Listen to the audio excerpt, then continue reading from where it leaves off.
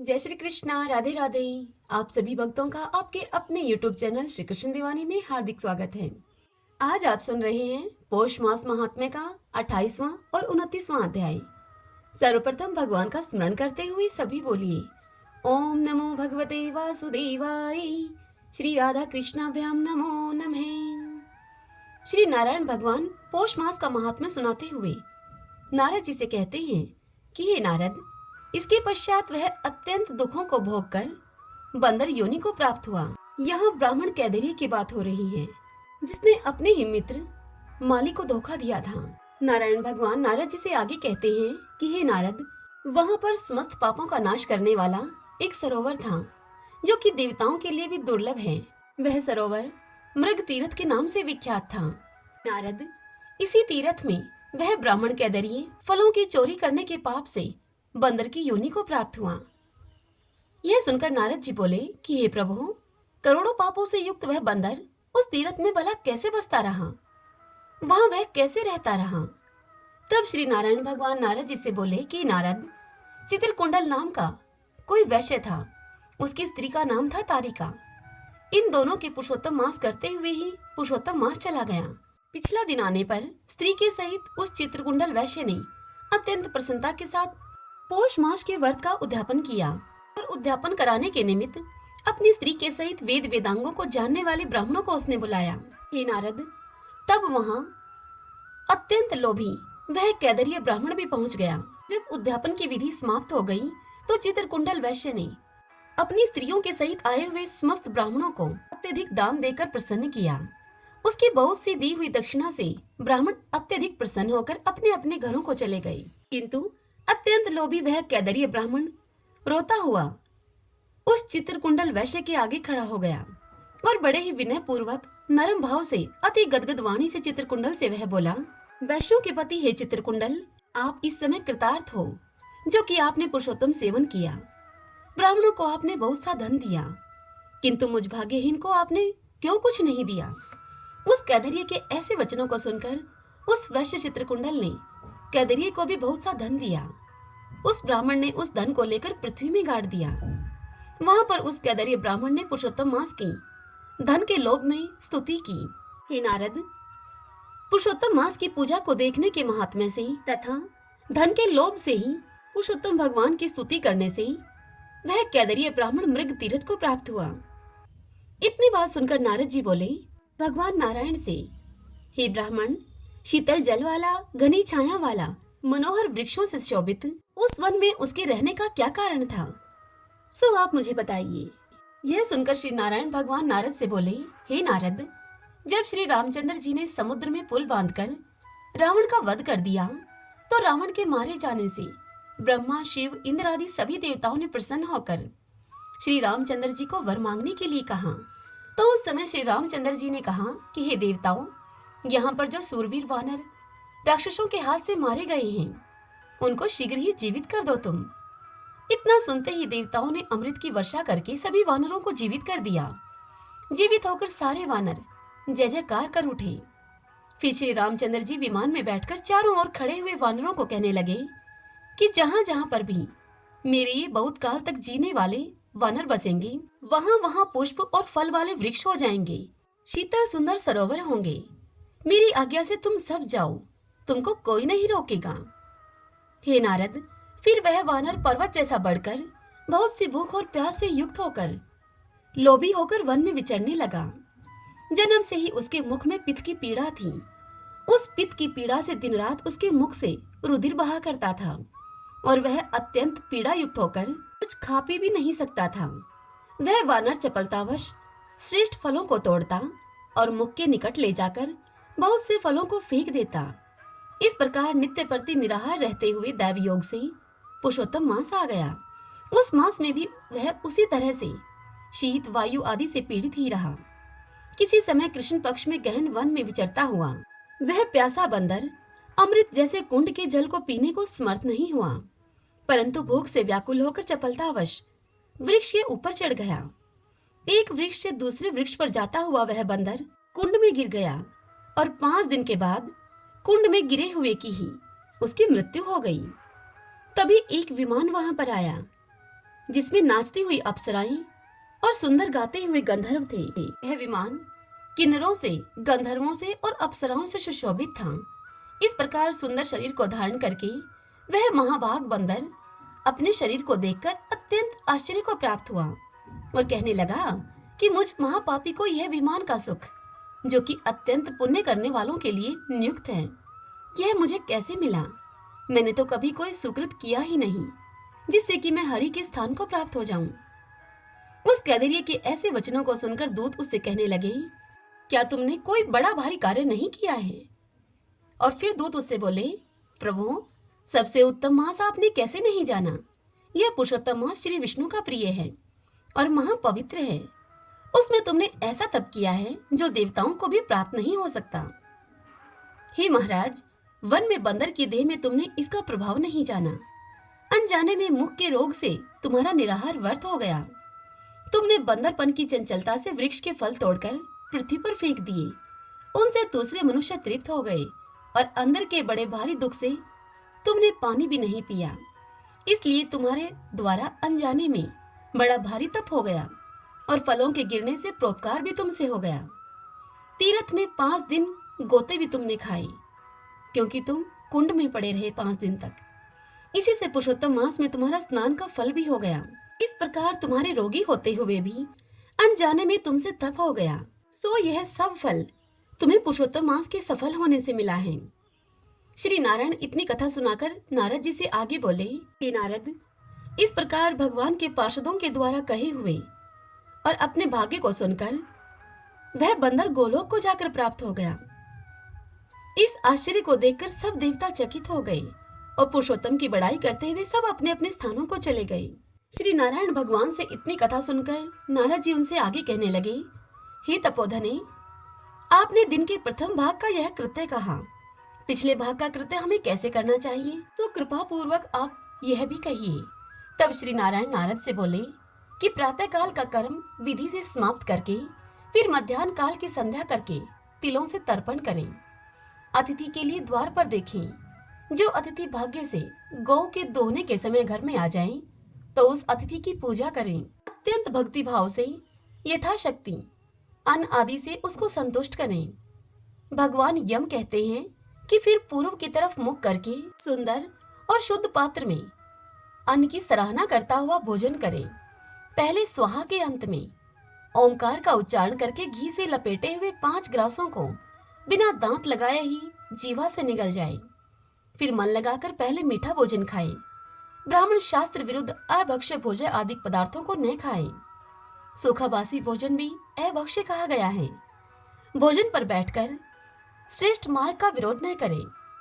श्रेष्ठ शास्त्र के आश्रय से प्रब्रह्मा श्री कृष्ण का विचार करके फिर बुद्धिमान पुरुष सर्वत्र आजीविका न हो, तो भी एकाग्र मन होकर 2 घड़ी आत्मविद्या का श्रवण करें। फिर यथेष्ट अपना काम धंधा करें और संपूर्ण सिद्धियों को देने वाले श्री कृष्ण चंद्र का मन में ध्यान करें। सूर्य के अस्त होने पर तीर्थ अथवा घर पर जाकर अपने पैरों को धोकर सायंकाल की संध्या करें। सायंकाल की संध्या करके अग्नि को आहुति देकर अपने अनुचरों के सहित अल्प भोजन करने के लिए बैठ जाए। भोजन करके तकिया आदि सहित कोमल शैया पर जावे।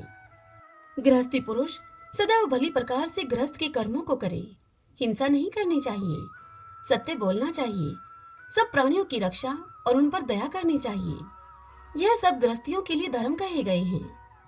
श्रीमन नारायण नारायण हरि हरि, भजमन नारायण नारायण हरि हरि। आइए भगतजनों, अब हम ब्रह्मा वैवर्त पुराण से आज की कथा का श्रवण करते हैं।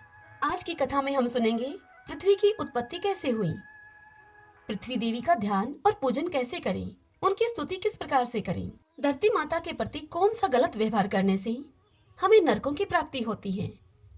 अर्थात पृथ्वी की उत्पत्ति का प्रसंग, ध्यान, पूजन और उनकी स्तुति। पृथ्वी के प्रति शास्त्र विपरीत व्यवहार करने पर नरकों की प्राप्ति का वर्णन आज की कथा में हम यही सब सुनेंगे। नारद जी ने भगवान नारायण से कहा, हे भगवान, आपने बतलाया है कि श्री कृष्ण के निमेष मात्र में ब्रह्मा की आयु पूरी हो जाती है। उनका सत्ता शून्य हो जाना ही प्रकृति प्रलय कहा जाता है। उस समय पृथ्वी अदृश्य हो जाती है, संपूर्ण विश्व जल में डूब जाता है, सब के सब परब्रह्मा परमात्मा श्री कृष्ण में लीन हो जाते हैं। तब उस समय पृथ्वी छिपकर कहाँ रहती है और सृष्टि के समय वह पुनः कैसे प्रकट हो जाती है। धन्या मान्या सबकी आश्रय रूपा एवं विजयशालिनी होने का सौभाग्य उसे पुनः कैसे प्राप्त होता है। हे प्रभु, अब आप पृथ्वी की उत्पत्ति के मंगलमय चरित्र को सुनाने की कृपा कीजिए।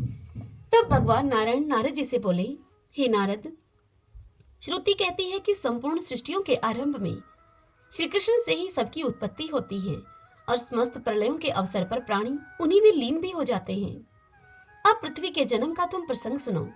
कुछ लोग कहते हैं कि यह आदरणीय पृथ्वी मधु और कैटभ के मेद से उत्पन्न हुई है। इसका भाव यह है कि उन दैत्यों के जीवन काल में पृथ्वी स्पष्ट दिखलाई नहीं पड़ती थी। जब वे मर गए तब उनके शरीर से मेद निकला, वही सूर्य के तेज से सूख गया। अतः मेदिनी इस नाम से पृथ्वी विख्यात हुई। इस मत का स्पष्टीकरण तुम सुनो। पहले सर्वत्र जल ही जल दृष्टिगोचर हो रहा था। पृथ्वी जल से ढकी हुई थी, मेद से केवल उसका स्पर्श हुआ, अतः लोग उसे मेदिनी कहने लगे। हे मुने नारद, अब पृथ्वी के सार्थक जन्म का प्रसंग तुमसे कहता हूँ। यह चरित्र संपूर्ण मंगल प्रदान करने वाला है। मैं पुष्कर क्षेत्र में था। महाभाग धर्म के मुख से जो कुछ मैं सुन चुका हूँ वही मैं तुमसे कहूंगा। महाविराट पुरुष अनंत काल से जल में विराजमान रहते हैं, यह स्पष्ट है। समय के अनुसार उनके भीतर सर्वव्यापी समष्टि मल प्रकट होता है। महाविराट पुरुषों के सभी रोमकूप उनके आश्रय बन जाते हैं। हे मुने नारद, उन्हीं रोमकूपों से पृथ्वी निकल आती है।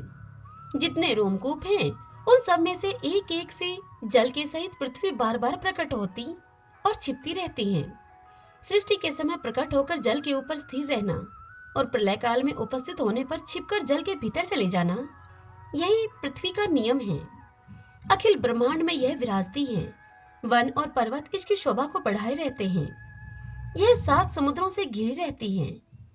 7 द्वीप इसके अंग हैं। हिमाचल और सुमेरु आदि पर्वत तथा सूर्य एवं चंद्रमा प्रभृति ग्रह इसे सदा सुशोभित करते हैं। महाविराट की आज्ञा के अनुसार ब्रह्मा विष्णु तथा शिवादि देवता प्रकट होते एवं समस्त प्राणी इस पर रहते हैं। पुण्य तीर्थ तथा पवित्र भारतवर्ष जैसे देशों से संपन्न होने का इसे सुअवसर मिलता है। यह पृथ्वी स्वर्णमय भूमि है। इस पर 7 स्वर्ग हैं। इसके नीचे 7 पाताल हैं। ऊपर ब्रह्मालोक है। ब्रह्मालोक से भी ऊपर ध्रुवलोक है। हे नारद, इस प्रकार इस पृथ्वी पर अखिल विश्व का निर्माण हुआ है। ये निर्मित सभी विश्व नश्वर हैं। यहाँ तक कि प्राकृत प्रलय का अवसर आने पर ब्रह्मा भी चले जाते हैं। उस समय केवल महाविराट पुरुष विद्यमान रहते हैं। कारण, सृष्टि के आरंभ से ही परब्रह्मा श्री कृष्ण ने इन्हें प्रकट करके इस कार्य में नियुक्त कर दिया है। सृष्टि और प्रलय प्रवाह रूप से नित्य हैं। इनका कर्म निरंतर चालू रहता है। ये समय पर नियंत्रण रखने वाली अदृष्ट शक्ति के अधीन होकर रहते हैं। प्रवाह कर्म से पृथ्वी भी नित्य है। वराह कल्प में यह मूर्तिमान रूप से विराजमान हुई थी और देवताओं ने इसका पूजन किया था। मुनि, मनु, गंधर्व और ब्राह्मण प्रायः सभी इसकी पूजा में सम्मिलित हुए थे। उस समय भगवान का वराह अवतार हुआ था। श्रुति के मत से यह पृथ्वी उनकी पत्नी के रूप में विराजमान हुई। इससे मंगल का जन्म हुआ और मंगल से घटेश की उत्पत्ति हुई। यह सुनकर नारद जी ने नारायण भगवान से पूछा, हे प्रभु, देवताओं ने वराह कल्प में पृथ्वी की किस रूप से पूजा की थी? सबको आश्रय प्रदान करने वाली इस साध्वी देवी की उस कल्प में स्वयं भगवान वराह ने और अन्य सब ने भी पूजा की थी। हे भगवान, इसके पूजन का विधान, जल के नीचे से इसके ऊपर उठने का कर्म एवं मंगल के जन्म का कल्याण में प्रसंग विस्तार पूर्वक बताने की कृपा कीजिए। यह सुनकर भगवान नारायण बोले, हे नारद, बहुत पहले की बात है। उस समय वराह कल्प चल रहा था। ब्रह्मा की स्तुति करने पर भगवान श्री हरि हिरण्याक्ष को मारकर पृथ्वी को रसातल से निकाल कर ले आए। इसे जल पर इस प्रकार से रख दिया मानो तालाब में कमल का पत्ता हो। उसी पर ब्रह्मा ने संपूर्ण मनोहर विश्व की रचना की। पृथ्वी की अधिष्ठात्री एक परम सुंदर देवी के रूप में थी। उसे देखकर भगवान श्री हरि के मन में प्रेम हो गया। भगवान वराह की कांति ऐसी थी कि मानो करोड़ों सूर्य हों। उन्होंने अपना रूप परम मनोहर बना लिया था। रति के योग्य एक शैया तैयार की। फिर उस देवी के साथ एक दिव्य वर्ष तक वे एकांत में रहे। इसके बाद उन्होंने उस सुंदर देवी का संग छोड़ दिया और खेल ही खेल में वे अपने पूर्व वराह रूप से विराजमान हो गए। उन्होंने परम साध्वी देवी पृथ्वी का ध्यान और उसका पूजन किया। धूप दीप नैवेद्य सिंदूर चंदन वस्त्र फूल और बलि आदि सामग्रियों से पूजा करके भगवान ने पृथ्वी देवी से कहा। श्री भगवान बोले, हे शुभे, तुम सबको आश्रय प्रदान करने वाली बनो। मुनि मनु देवता सिद्ध और दानव आदि सबसे सुपूजित होकर तुम सुख पाओगी। अम्बुवाची के अतिरिक्त अम्बुवाची ऐसा समय है जिसमें सोरमान से आद्रा नक्षत्र के प्रथम चरण में पृथ्वी ऋतुमती रहती है। इतने समय का नाम अम्बुवाची है। अम्बुवाची के अतिरिक्त दिन में ग्रह प्रवेश, ग्रह आरंभ, वापी एवं तड़ाग के निर्माण अथवा अन्य ग्रह कार्य के अवसर पर देवता आदि सभी लोग मेरे वर के प्रभाव से तुम्हारी पूजा करेंगे। जो मूर्ख तुम्हारी पूजा नहीं करना चाहेंगे उन्हें नरक में जाना पड़ेगा। उस समय पृथ्वी गर्भवती हो चुकी थी। उसी गर्भ से तेजस्वी मंगल नामक ग्रह की उत्पत्ति हुई। भगवान की आज्ञा के अनुसार उपस्थित संपूर्ण व्यक्ति पृथ्वी की उपासना करने लगे। काणु शाखा में कहे गए मंत्रों को पढ़कर उन्होंने ध्यान किया और स्तुति की। मूल मंत्र पढ़कर नैवेद्य अर्पण किया। यो त्रिलोकी भर में पृथ्वी की पूजा और स्तुति होने लगी। यह सुनकर नारद जी ने कहा भगवान नारायण से कि भगवान, पृथ्वी का किस प्रकार से ध्यान किया जाता है, इसकी पूजा का प्रकार क्या है और कौन मूल मंत्र है।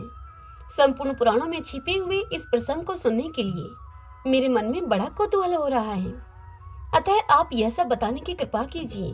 तब भगवान नारायण नारद से कहने लगे कि हे मुने, सर्वप्रथम भगवान वराह ने इस पृथ्वी की पूजा की।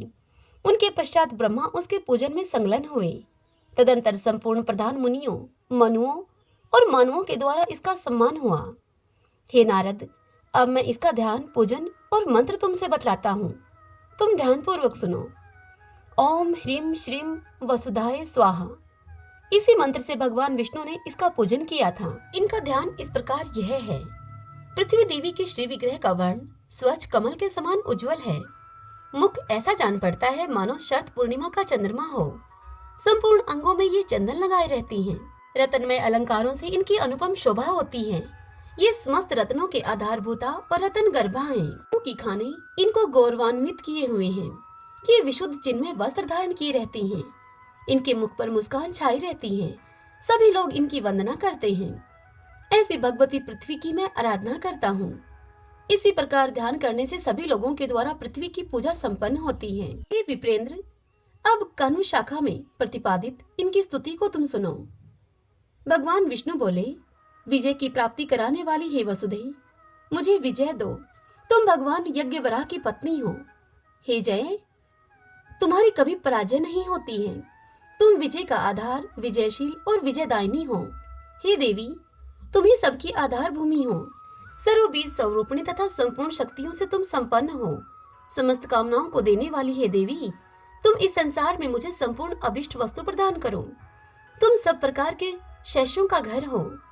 सब तरह के शैष्यों से संपन्न हो। सभी शैष्यों को देने वाली हो तथा समय विशेष में समस्त शैष्यों का अपहरण भी तुम ही कर लेती हो। इस संसार में तुम सर्वशैष्य स्वरूपिणी हो।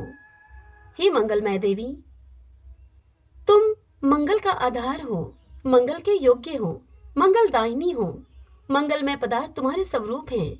हे मंगलेश्वरी, तुम जगत में मुझे मंगल प्रदान करो। हे भूमि, तुम भूमिपालों का सर्वस्व हो। भूमिपाल प्रायणा हो तथा भूपालों के अहंकार का मूर्त रूप हो। हे भूमिदायिनी देवी, मुझे भूमि दो। हे नारद, यह स्तोत्र परम पवित्र है। जो पुरुष पृथ्वी का पूजन करके इसका पाठ करता है उसे अनेक जन्मों तक भूपाल सम्राट होने का सौभाग्य प्राप्त होता है।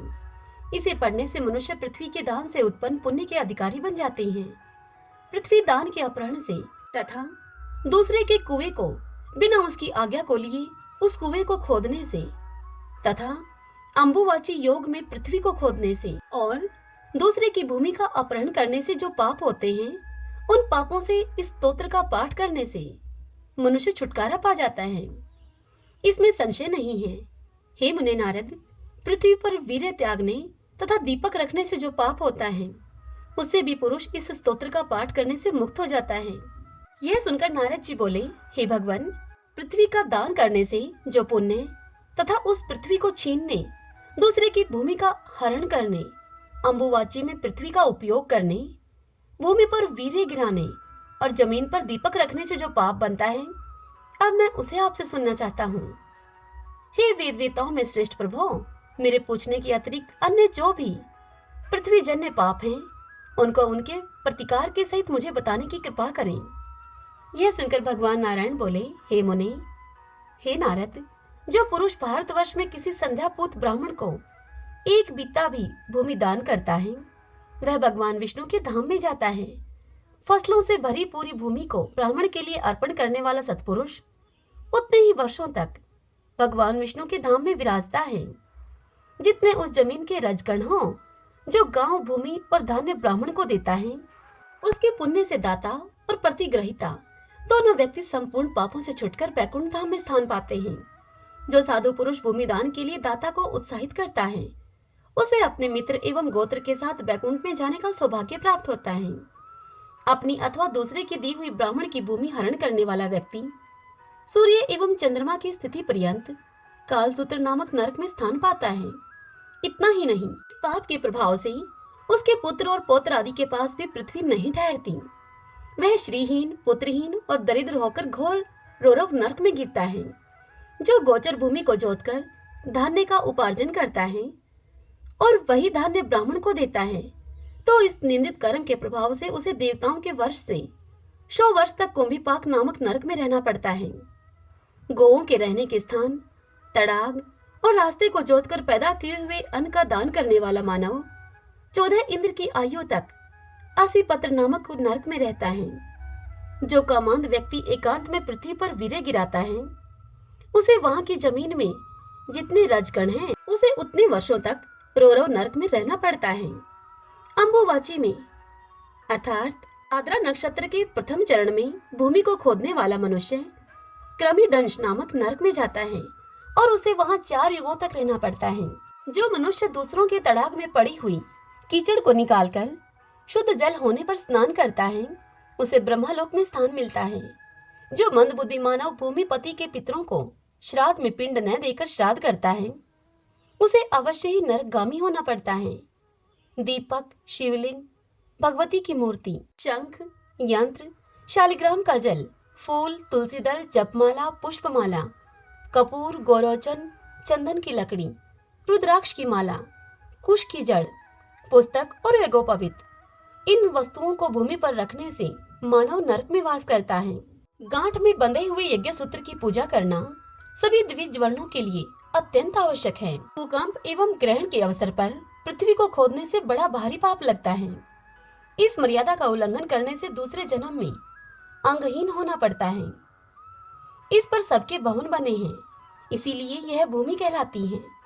कश्यप की पुत्री होने से काश्यपी और स्थिर रूप होने से स्थिरा कही गई है। हे महामुनि नारद, विषव को धारण करने से विशंभरा, अनंत रूप होने से अनंता तथा पृथु की कन्या होने से अथवा सर्वत्र फैली रहने से इसका नाम पृथ्वी पड़ा है। इससे आगे की कथा कल हम अगले अध्याय में सुनेंगे। श्रीमन नारायण नारायण हरि हरि, भजमन नारायण नारायण हरि हरि। आशा करती हूँ आज की ये कथा आपके लिए उपयोगी रही होगी। यदि ऐसा हो तो इस वीडियो को आप लाइक करें और कमेंट बॉक्स में जय श्री कृष्णा लिखकर आप मुझे अवश्य बताइए कि आज की ये कथा आपको कैसी लगी। हरे कृष्णा।